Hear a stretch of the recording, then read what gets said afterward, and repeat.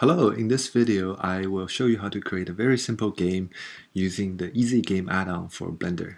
So once you have the add-on installed, make sure you're in the game mode, and let's delete the default scene.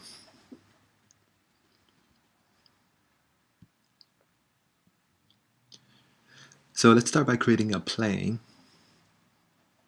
and I'm going to scale the plane up a little. Okay.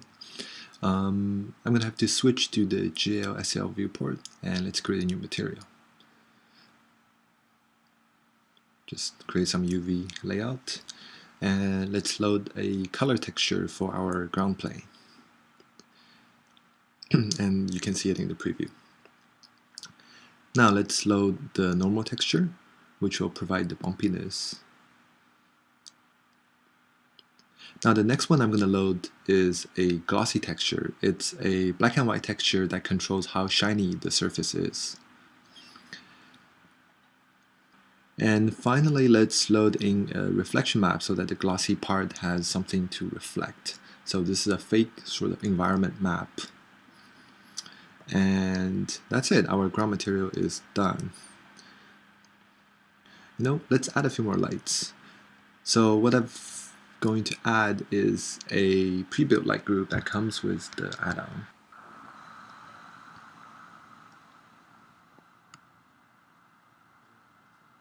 The next thing I'm going to do is I am going to adjust the ground texture so that the brick texture repeats. So to do that, I'm going to adjust the UV layout. And as you notice, as I do that, the glossy texture is also scaled, which I don't want. So I'm going to actually add a second UV map. The first one is going to be used for the bricks, and the second one is going to be used for the gloss map as well as any other light map you might have.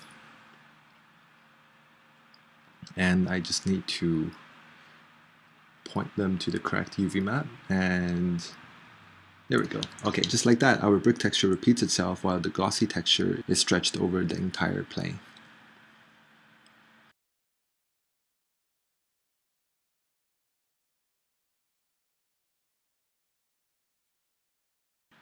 Let's add a camera assembly.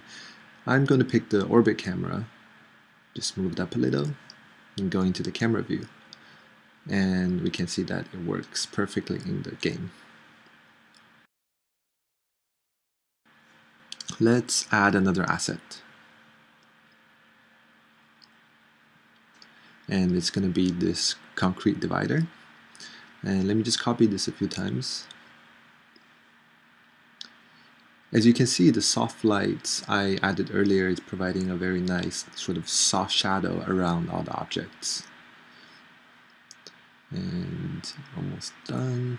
Last one. And let's just see it in the game engine.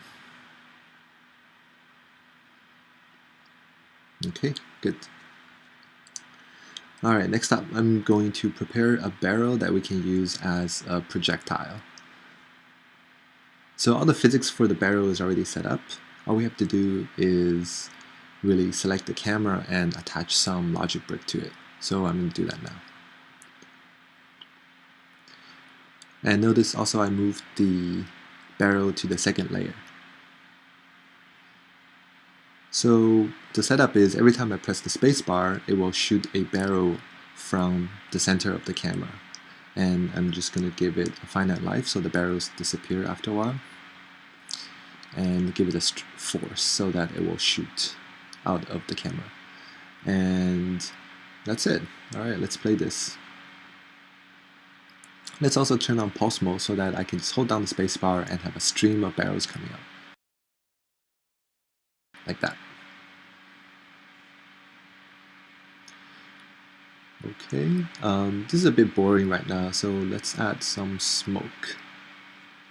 The idea is every time the barrel collides with something, it will add a smoke emitter. So to do that, I'll add a pre-built smoke asset first, which is an empty, and I will set up some logic brick on the barrel itself. So the logic brick for the barrel is also going to be quite simple. It's going to be a collision sensor that's attached to another add object actuator.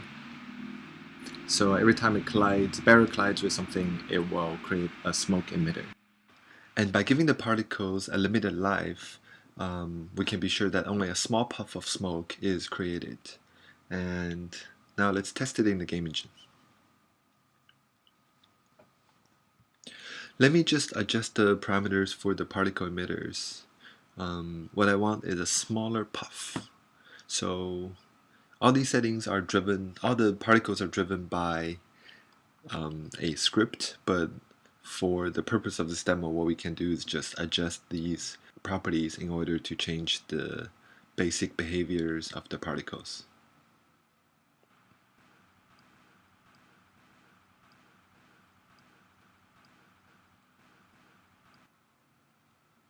And let's test it again.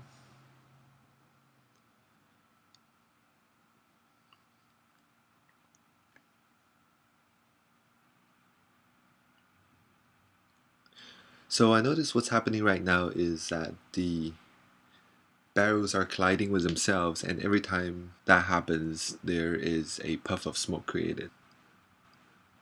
So what I actually want to do is make the collision detection work only when the barrels collide with the ground.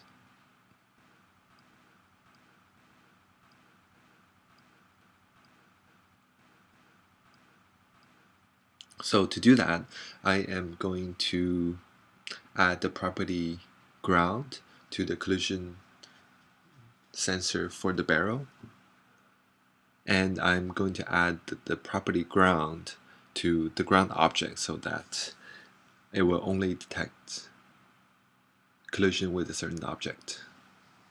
So the collision sensor on the barrel would only detect collisions with the ground and nothing else. Let's add another asset to the scene just to make it more interesting. What I'm going to do is I'm going to add the spark particles, and I'm just going to replace the smoke with the spark. Oh, I need to move the spark to another layer that's not visible when I start the game. Otherwise, the sparks will not be added in. And just like that, we have our sparks.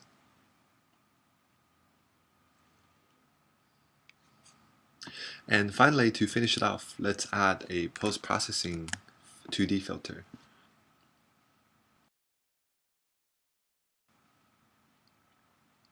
And what it is it's just an empty with a few shader attached, and we can change the basic properties of how the filter behaves using these numbers, using these properties, game properties on the side of the logic panel.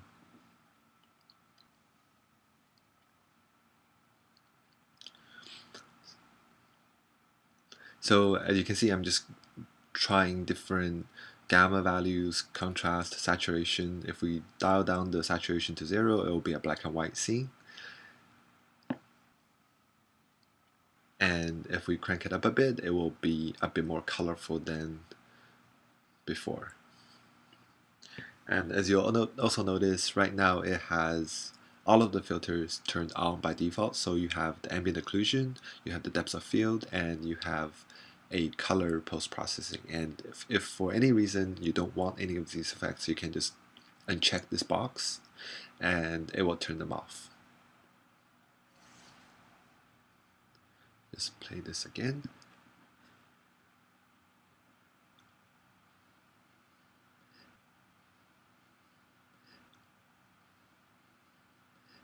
And there you have it. This is our finished game.